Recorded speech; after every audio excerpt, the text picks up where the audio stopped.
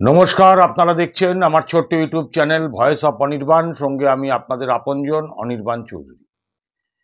আজকে সকাল সকাল আপনাদের কাছে চলে এলাম একটা খবর দিতে, যে খবর আমরা গতকাল বিভিন্ন জায়গা থেকে পেয়েছি, বিভিন্ন মাধ্যম থেকে পেয়েছি।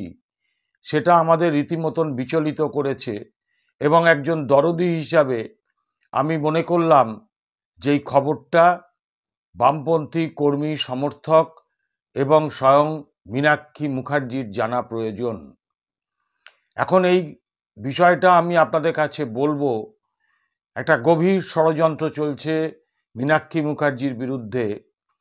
কি ষড়যন্ত্র, কোথা থেকে ষড়যন্ত্র হচ্ছে, সেই ষড়যন্ত্রের ফল কি হতে পারে, সবটাই আপনাদের কাছে বলবো।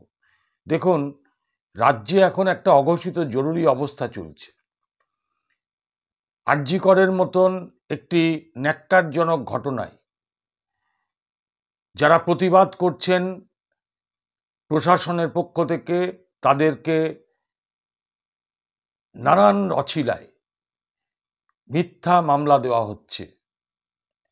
অনেককে গ্রেপ্তার করে রাখা হয়েছে, অনেককে মামলা দিয়ে কোর্টে দৌড় করানো হচ্ছে, অনেককে ডেকে পাঠানো হচ্ছে। এই প্রতিবাদীরা যারা রাস্তায় হয়তো আঁকছেন কিংবা কোনো জায়গায় গান গেয়ে কবিতা বলে অথবা তাদের মনোভাব ব্যক্ত করছেন, তাদের ব্যথা বেদনা ব্যক্ত করছেন, কোথাও মশাল মিছিলের মধ্যে দিয়ে, কোথাও রাত দখলের মধ্যে দিয়ে, কোথাও ভোর দখলের মধ্যে দিয়ে, কোথাও মানববন্ধনের মধ্যে দিয়ে, সবাই কিন্তু আজকে টার্গেট। আজকে শুধু তাই নয়, আপনারা এটাও জানেন যে আজকে আমরা যারা সরকারের সমালোচনা করি, সরকারের ভুল ত্রুটিগুলো ধরিয়ে দিই ইউটিউবের মধ্যে দিয়ে, আমাদের বিরুদ্ধেও কিন্তু নানান রকম ষড়যন্ত্র চলছে। আমাদের বহু ইউটিউবার তারা কিন্তু ইতিমধ্যেই সেই ষড়যন্ত্রের বলি হয়েছেন। আমি ব্যক্তিগতভাবে লালবাজারের এক পদস্থ কর্তার কাছ থেকে বার্তা পেয়েছি আমার নিজের ব্যাপারে, যে আমি নাকি ফলস ভিডিও করছি পুলিশের বিরুদ্ধে। আমি জানি না কবে আবার আমার কাছে কোনো চিঠি এসে পড়ে কিনা, অথবা রাত্রিবেলা আমাকে বিনা কারণে তুলে নিয়ে যায় কিনা। কলতান দাশগুপ্তকে কিছুদিন আগেই আপনারা জানেন কিভাবে ফাঁসানো হলো। বেল পেল, রক্ষা কবচ পেল, কিন্তু কলতানকে খামোখা 5-6টা দিন ওই জেলের গরাদের অন্তরালে থাকতে হলো একজন দোষী, একজন কয়েদি হিসাবে। এটা অত্যন্ত ঘৃণ্য ঘটনা। তবে আমি যা শুনেছি বা আমরা যা খবর পেয়েছি, এই যে কলতানকে হ্যারাসমেন্ট করা হলো, মিথ্যা মামলায় জড়িয়ে দিয়ে তাকে কয়েদের মধ্যে 5-6 দিন রেখে দিয়ে একটা উল্লাসে মাতল যারা, তারা কিন্তু ছাড় পাবে না। আইনি পথে বামপন্থীরা সেই ষড়যন্ত্রের শেষ দেখে ছাড়বে বলে জানিয়েছেন।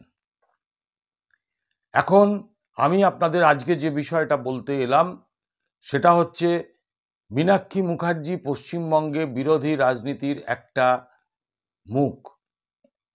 মীনাক্ষী মুখার্জির জনপ্রিয়তা দিন দিন বাড়ছে। একটি বাচ্চা মেয়ে, বয়স খুবই কম, এবং সে একটি খেটে খাওয়া মেহনতি ঘরের থেকে উঠে এসেছে। বহু লড়াই, বহু আন্দোলনের মধ্যে দিয়ে ছাত্র অবস্থা থেকে সে বামপন্থী রাজনীতির সঙ্গে যুক্ত। তার বাবা এবং মা দুজনেই বামপন্থী কর্মী, এবং মীনাক্ষী এতটাই জনপ্রিয়, আমি নিজে দেখেছি একটি মেট্রো স্টেশনে তাকে একদল ওই তরুণ তুর্কি তারা ঘিরে ধরে বলছে, দিদি, কেউ বলছে ম্যাডাম, আমাদের একটু অটোগ্রাফ দিন। কেউ তার সঙ্গে ছবি তুললে বাঁধিয়ে রাখতে চাইছে। কারণ মীনাক্ষী মুখার্জি অন্যায়ের বিরুদ্ধে, অবিচারের বিরুদ্ধে পশ্চিমবঙ্গে একটি উজ্জ্বল মুখ। সে এক একটা জায়গায় যখন সভা করছে, অসংখ্য মানুষ তারা দাঁড়িয়ে পড়ে সেই সভা শুনছে। আপনাদের মনে আছে 9 তারিখে যখন ওই আরজি করের ঘটনাটা ঘটল, দেহটা নিয়ে তার বাবা মাকে এড়িয়ে যখন চলে যাওয়ার চেষ্টা করছিল, তখন এই মীনাক্ষী, কলতান, ধ্রুব এরা কিন্তু বুক দিয়ে সেই গাড়িটাকে আটকে ছিল। আর সে কারণেই কিন্তু আজকে আরজি কর ঘটনাটা এই জায়গায় এসে পৌঁছেছে, না হলে কিন্তু আরজি কর ঘটনাটা সমূলে চাপা পড়ে যেত। তা এহেন মানে আমাদের মীনাক্ষী মুখার্জি, আমি ব্যক্তিগতভাবে মীনাক্ষীকে অত্যন্ত স্নেহ করি। তো আমি যেটুকু যা শুনলাম, আমরা এ নিয়ে একটা ভিডিও আমি করেছি, আমাদের এই ডেসক্রিপশন বক্সে আছে, একটু যদি কেউ মনে করেন চেক করে দেখে নিতে পারেন। কয়েকদিন আগেই আমার করা, আমার সেই আশঙ্কাটাই আজকে সত্যি হচ্ছে। আমি বলেছিলাম যেদিনকে কলতান ধরা পড়ল, আমি বলেছিলাম আসল টার্গেট হচ্ছে মীনাক্ষী। কারণ মীনাক্ষীকে যদি কোনোভাবে ফাঁসিয়ে দেওয়া যায়, মীনাক্ষীকে যদি কোনোভাবে ওই কারার অন্তরালে ঢুকিয়ে দেওয়া যায়, কিংবা মীনাক্ষী মুখার্জির নামে যদি বদনাম ছড়িয়ে দেওয়া যায়, তাহলে এই যে বামপন্থী আন্দোলন, যেটা নাকি প্রতিদিন প্রতি মুহূর্তে মানুষের কাছে গ্রহণযোগ্য হচ্ছে, সাধারণ মানুষ অন্তর্ভুক্ত হচ্ছে সেই আন্দোলনের একজন সৈনিক হিসাবে, সেইটা ব্যাহত হবে। বামপন্থী আন্দোলনকে কালিমা লিপ্ত করার জন্য, বামপন্থীদেরকে মানুষের কাছে হেয় প্রতিপন্ন করার জন্য এবং বামপন্থী আন্দোলনকে দমিয়ে দেওয়ার জন্য মীনাক্ষী মুখার্জি কিন্তু শাসকের টার্গেট। আমরা যেটুকু শুনেছি, আমার সেদিনের ভিডিওটা খালি বারবার মনে পড়ছে যে মীনাক্ষী মুখার্জি এখন শাসকের টার্গেট। মীনাক্ষী মুখার্জিকে যেভাবেই হোক কারার অন্তরালে ঢোকানোর একটা চেষ্টা কিন্তু হচ্ছে।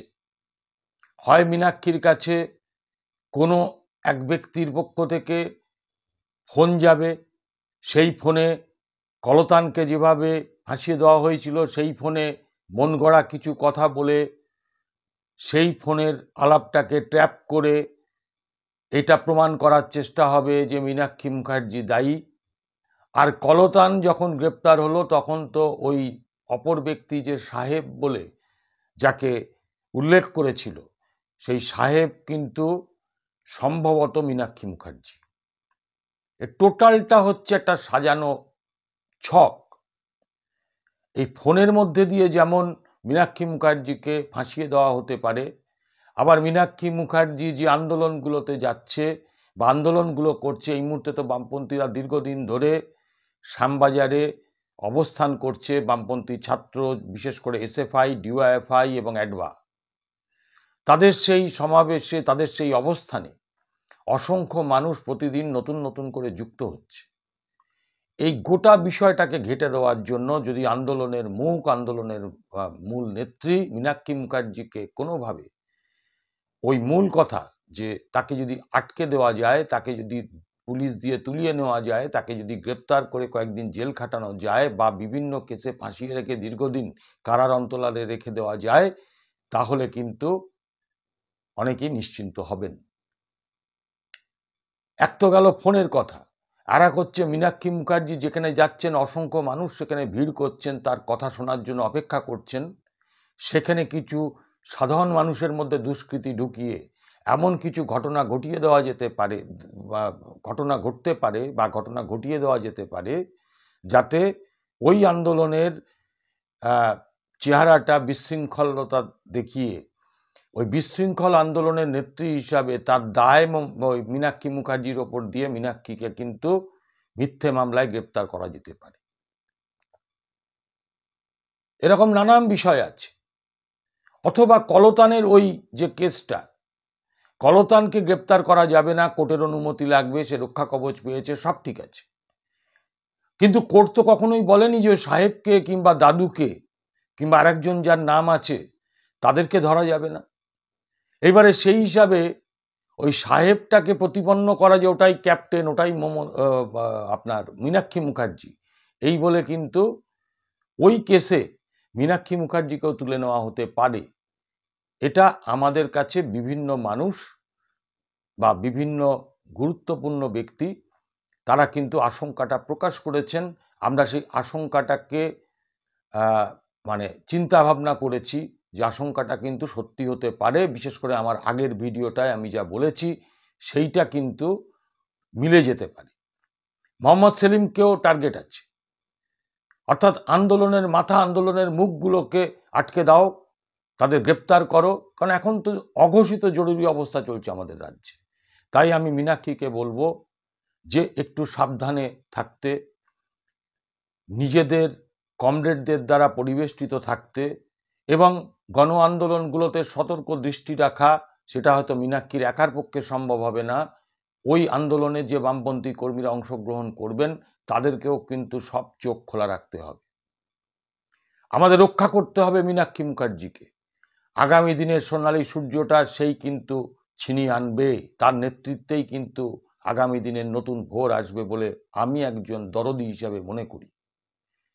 আমি এইটুকু অনুরোধ আপনাদের কাছে করব, যারা বামপন্থী আন্দোলনের সঙ্গে আছেন, মীনাক্ষী মুখার্জির নেতৃত্বে আন্দোলনে আছেন, তারা সতর্ক থাকবেন এবং আমার এই আশঙ্কার কথাটা বা আমি যে আশঙ্কার কথাটা শুনেছি, চক্রান্তের কথাটা শুনেছি, সেইটা একটু এই ভিডিওর মাধ্যমে আমি যেমন প্রকাশ করলাম, আপনারাও কিন্তু এই ভিডিওটাকে যত পরিচিত বামপন্থী কর্মী আছে তাদেরকে বোঝাবার জন্য, তাদেরকে সতর্ক করার জন্য এইটা কিন্তু একটু পাঠিয়ে দিন।